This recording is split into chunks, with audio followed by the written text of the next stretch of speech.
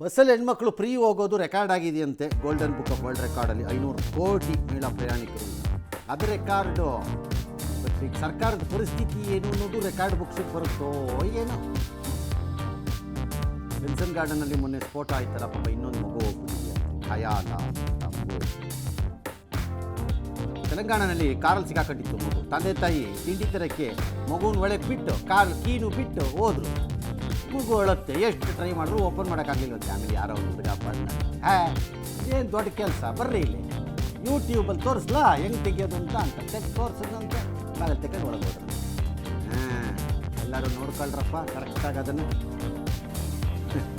ದಾವಣಗೆರೆಯಲ್ಲಿ ಬೀದಿ ನಾಯಿ ದಾಳಿಗೊಳಗಾಗಿದ್ದ 4 ವರ್ಷದ ಮಗು ಚಿಕಿತ್ಸೆ ಫಲಕಾರಿಯಾಗಿದೆ, ಸಾವನ್ನಪ್ಪಿದೆ. ಮೊಹಮ್ಮದ್ ಅಲಿ ಫತೀಹಾ ದಂಪತಿ, ಪುತ್ರಿ ಖದೀರಾ. ಅಯ್ಯಯ್ಯ. ಈಗ ಈ ಫ್ಯಾಮಿಲಿನೆಲ್ಲ ಯಾರ್ಯಾರ ಮನೆಗೆ ಕಳಿಸ್ಕೊಡ್ಬೇಕಪ್ಪ? ಮಹಾಪ್ರಭೂತಿಗಳ ಬುರ್ರ ಬಿಡ್ತಿದ್ರಲ್ಲ ಕೂತ್ಕೊಂಡು ಎಲ್ಲರೂ.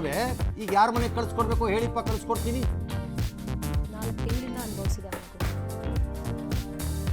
ಜಮ್ಮು ಕಾಶ್ಮೀರದ ಬಂಡೀಪುರದಲ್ಲಿ 2 ಭಯೋತ್ಪಾದಕರನ್ನು ಸಹಚರನ ಭದ್ರತಾ ಪಡೆಯವರು ಸೆರೆ ಹಿಡಿದಿದ್ದಾರೆ. ದೆಹಲಿಯಲ್ಲಿ ಕೆಲವು ಶಾಲೆಗಳಿಗೆ ಇವತ್ತು ಇಮೇಲ್ ಮೂಲಕ ಮತ್ತೆ ಬಾಂಬು, ಯಾವ ಕಿಡಿಗೇಡಿಗಳು ಕರ್ಕೊಂಬಂದು ಕಾಲು ಮುರಿದ್ರೆ ಸರಿ ಹೋಗ್ತಾರೆ. ಅವಾಗವಾಗ ಕುಂಡು ಪೋಖ್ರಿಗಳ ಹತ್ರ ಕರ್ಕೊಂಡು ಬರ್ತಾರೆ ಈ ಥರ ಮಾಡ್ಕೊಂಡು. ಅನಾರೋಗ್ಯದಿಂದ ಬಳಲ್ತಾ ಇದ್ರು ಬಿಜೆಡಿ ಮುಖ್ಯಸ್ಥ ಒಡಿಶಾದ ಮಾಜಿ ಸಿಎಂ ನವೀನ್ ಪಟ್ನಾಯಕ್. ಈಗ ಆರೋಗ್ಯದಲ್ಲಿ ಚೇತರಿಕೆ ಇದೆಯಂತೆ, ಸ್ಪಂದಿಸ್ತಿದ್ದಾರಂತೆ ಚಿಕಿತ್ಸೆಗೆಲ್ಲ. ಆನ್ಲೈನ್ ದೋಖ ಹೆಚ್ಚಾಗ್ತಿದೆ. ವಹಿವಾಟಿನ ಯಾವುದೋ ಆನ್ಲೈನ್ ವಹಿವಾಟು ಸ್ಕೀಮ್ ಹೆಸರು ವ್ಯಕ್ತಿಯೊಬ್ಬರು 41 ಲಕ್ಷ ರೂಪಾಯಿ ವಂಚಿಸಿದ್ರಂತೆ ಮಹಾರಾಷ್ಟ್ರದ ಠಾಣೆನ. ಯಾವನು ಹೇಳಿದ್ರು ನೀವು ಹೋಗಪ್ಪ ಅಂತ ನಾವು ಹೇಳಿದ್ವಾ? ಉತ್ತರ ಪ್ರದೇಶದಲ್ಲಿ 105 ಪ್ರಾಥಮಿಕ ಶಾಲೆಗಳನ್ನು ಮುಚ್ಚಲಿಕ್ಕೆ ಸರ್ಕಾರ ಆದೇಶ ಕೊಟ್ಟಿದೆ. ಅದರ ವಿರುದ್ಧ ಆಪ್ ನಾಯಕ ಯಾರೋ ಅವರು ಸುಪ್ರೀಂ ಕೋರ್ಟ್ಗೆ ಅರ್ಜಿ ಹಾಕಿದ್ದಾರೆ.